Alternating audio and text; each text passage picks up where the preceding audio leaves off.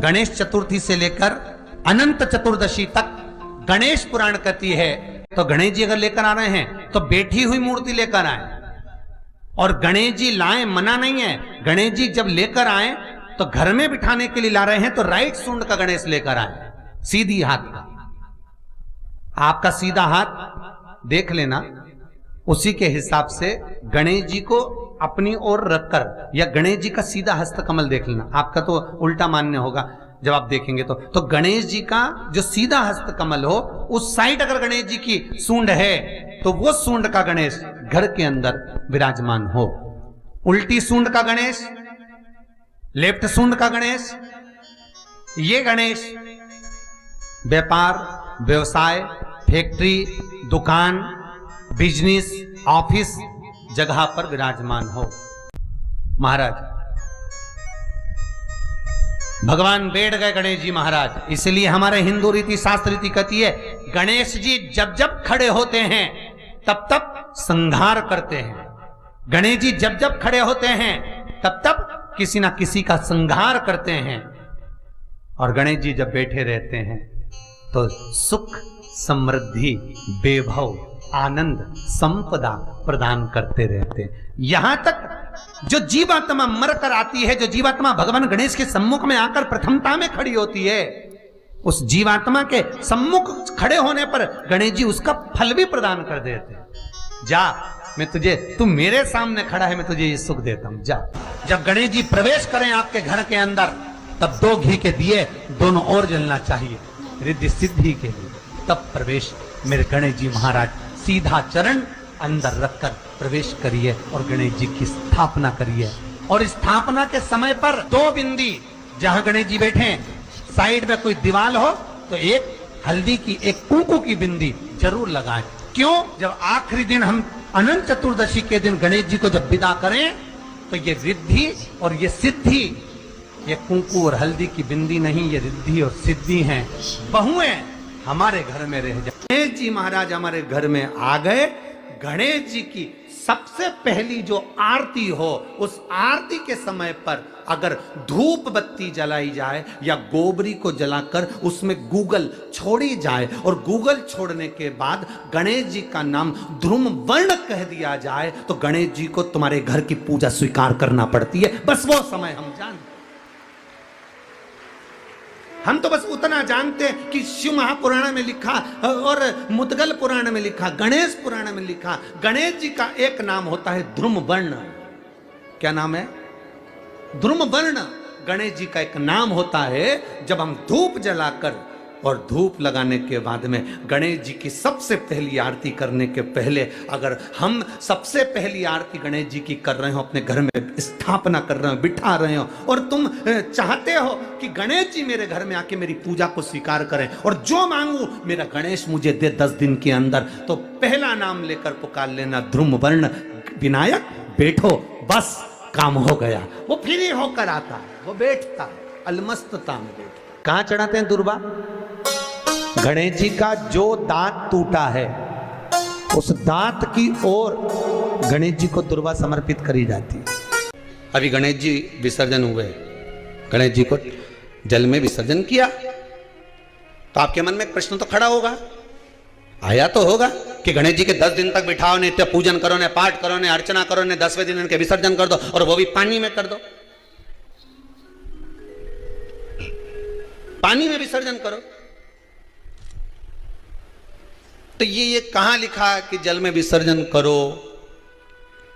श्रीमद् भागवत पुराण की रचना जब वेद व्यास जी महाराज करने के लिए बैठे, वेद व्यास जी ने सुखदेव जी से कहा कि मैं मंत्र बोलूंगा, मैं श्लोक बोलूंगा, इसको लिखेगा कौन?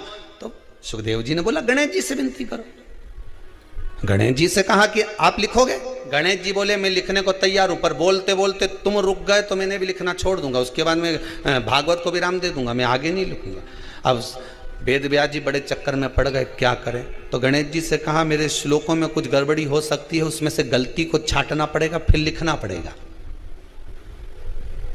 कितना सुंदर संबोधन श्री वेद व्यास जी ने कहा कि मैं जो श्लोक बोलूंगा आपको लिखने के लिए है, उसमें मैं कुछ गलती करूंगा, लिखना है। क्यों कहा वेदव्यास जी ने ये बात?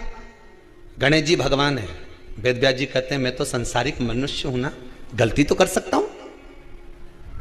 गलती कौन करता है? जम के बोलो भगवान गलती करता है क्या? नहीं, गलती कौन करेगा? मनुष्य। गलती मानव करेगा, गलती मनुष्य करेगा। और गलती करने के बाद अगर हमसे अपनी जिंदगी में कोई गलती हो जाती है तो एक बार क्षमा मांगने में कुछ जाता है क्या? प्रणाम करने में कुछ जाता है क्या? निवेदन करने में कुछ जाता है क्या? नहीं। गलती हो गई मुझसे, तो गणेश जी आप गलती को छांटना, लिखना। गणेश जी महाराज लिखने बैठ गए। लिखते लिखते लिखते लिखते 10 दिन हो गए गणेश जी महाराज को। शरीर में ताप पड़ने लगा गणेश जी महाराज के। वेदव्यास जी ने गणेश जी के हाथ का स्पर्श करा तो शरीर तो तप रहा था। वेदव्यास जी ने वहीं पर श्रीमद् भागवत के श्लोकों को विराम दे दिया। अब नहीं बोले। गणेश जी लिखते लिखते लिखते लिखते लिखते लिखते थक गए, ताप पड़ गया, शरीर गर्म हो गया। वेदव्यास जी ने कब करूं क्या? 10 दिन से लिख रहे हैं और शरीर पर ताप पड़ रहा है, करा क्या जाए? उन्होंने गणेश जी का हाथ पकड़ा, उठाया और कहा चलो प्रभु हमारे साथ में। वेदव्यास जी गणेश जी को ले गए और ले जाकर शीतल जल में श्री गणेश जी महाराज को बिठा दिया।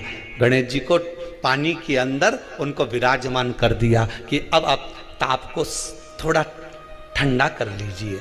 शीतल जल में बिठाया। उस दिन से नियम हो गया कि 10 दिन गणेश जी बैठते हैं और फिर उनका विसर्जन होता है पानी के अंदर, जल के अंदर।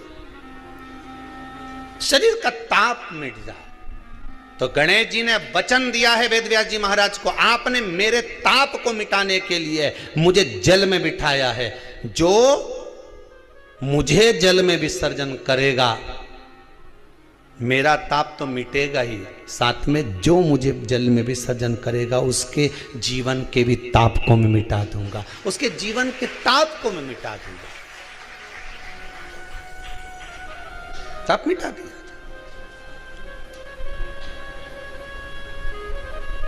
पर करो गणेश जी का विसर्जन, मना नहीं है हो, पर अच्छे से करो रे हो। अब मैं छोरा छोरियों तो निशाना लगा है, वो हमारा गणेश जी जई दिया, वो हमारा सबसे आगे पहुंचा तो इधर वाला ने इधर से फेंका, हो गया। ये हमारे धर्म की हंसी उड़ा रहे हैं। शिव को और गणेश को बेलपत्र शमीपत्र समर्पित होता है। आपको कथा में वर्णन किया था 33 कोटि देवताओं को भले बेलपत्र नहीं चढ़ेगा पर 33 कोटि देवताओं को शमीपत्र चढ़ता है। और उसमें एक गणेश जी महाराज और एक बाबा भोलेनाथ, इन दोनों को शमी समर्पित होता है। कथा में पहले भी वर्णन किया, आज फिर आपको समझ लेना बहुत अच्छे से। जो आपको करना है रिद्धि सिद्धि पाने के लिए, संपदा को बढ़ाने के लिए। शिव महापुराण की कथा कहती है और गणेश चरित्र अपन श्रवण कर रहे हैं, जिसके घर में संपदा की कमी पड़ती हो, बीमारियां ज्यादा फैल रही हो, बहुत कष्ट हो महाराज, बहुत ज्यादा दुखी हो महाराज, कोई काम नहीं बन रहा, बहुत तकलीफ में हो, तो शमी पत्र, शमी की पत्ती, जहां गणेश जी का स्थान है वहां पर 5 शमी पत्र 5 समर्पित करें और शंकर जी के ऊपर 3 शमी पत्र समर्पित करें। बहुत ध्यान देना, 5 शमी पत्र जहां गणेश जी का स्थान है शिवलिंग में वहां समर्पित करें, 3 शमी पत्र शिवलिंग के ऊपर समर्पित करें। 1 शमी पत्र शंकर जी की चौखट पर लेफ्ट भाग में, जाते समय आपका उल्टा हाथ, जब मंदिर से निकलो तो उल्टे हाथ पर लेफ्ट भाग में शंकर जी की चौखट पर समर्पित करें 1 शमी पत्र।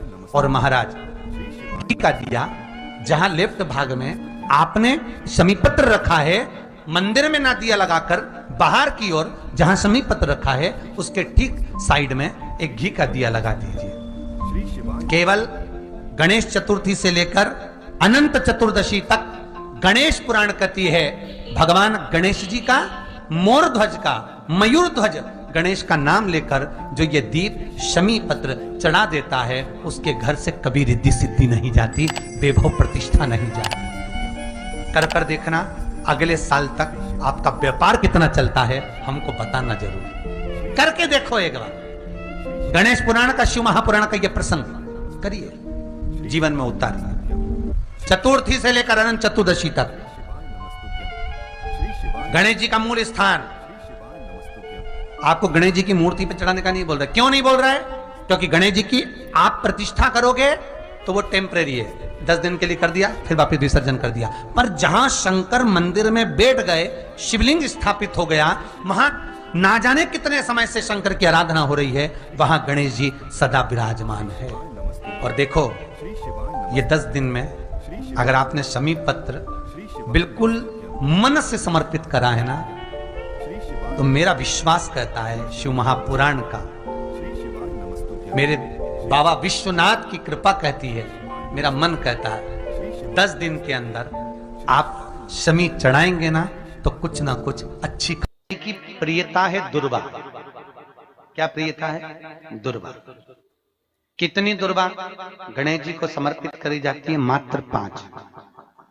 कितनी?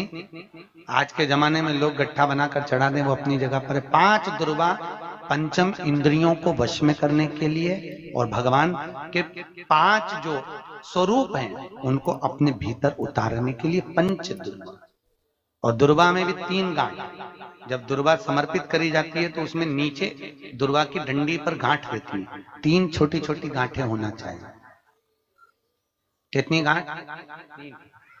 जो भगवान को समर्पित करी जाए। जिस अमृत के बूंद से प्रकट हुआ है पान का पत्ता, 33 कोटि देवताओं के पूजन में, पाठ में, अर्चना में ये अमृत का पत्ता काम आएगा।